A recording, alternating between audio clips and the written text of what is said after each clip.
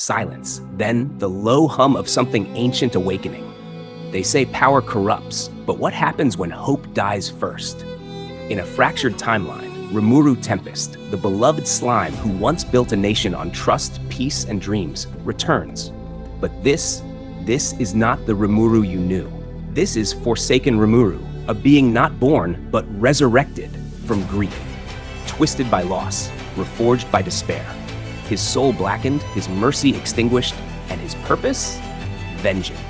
In the Dark Horizons event of That Time I Got Reincarnated as a Slime ISEKAI Memories, we're not just witnessing an alternate ending, we're witnessing a psychological unraveling. A scenario where a single moment, a fatal duel with Hinata Sakaguchi, leads to the collapse of everything Rimuru built.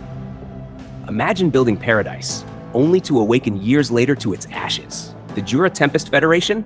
Burned. His people? Slaughtered or enslaved. His allies? Dead. Shion, Benimaru, Gobta, all gone. It's a timeline where idealism dies screaming, and something far worse takes its place. But here's the disturbing part. Forsaken Rimuru isn't a villain. He's what happens when hope is no longer rational. What do you become when the world teaches you that mercy is weakness? Let's pull back the veil. Forsaken Rimuru isn't just stronger. He's transformed. Reborn by the great sage 3 years after his death, he absorbs the souls of his fallen friends, not to honor them, but to become them. A true demon lord, horned, hollow-eyed, and cloaked in an aura of judgment. His once soft features? Gone. Now, he looks like a god of wrath forged from a forgotten hell. And yet, the horror isn't his strength.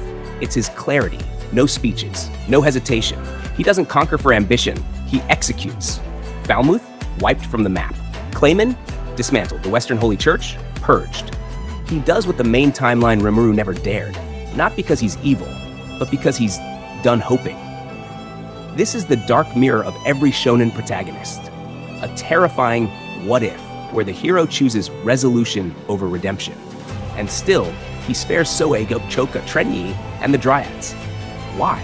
Because in his scorched heart, a dying ember of his old self flickers, just enough to show us the paradox. He's not heartless, he's selectively merciful, which is perhaps more chilling. So what can we take from this alternate Rimuru? Why does this matter beyond the lore? Because Forsaken Rimuru is fiction's way of whispering a warning. Your ideals are fragile.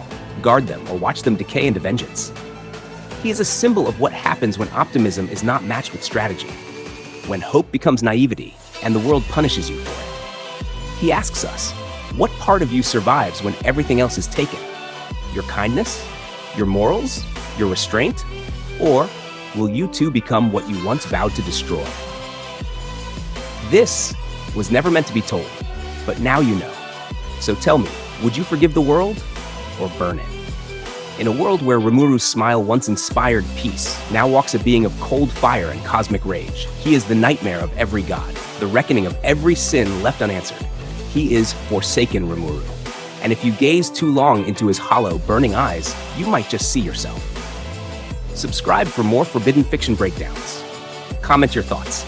Is Forsaken Rimuru a monster or just honest? Until next time, tread carefully through the tales we were never meant to hear.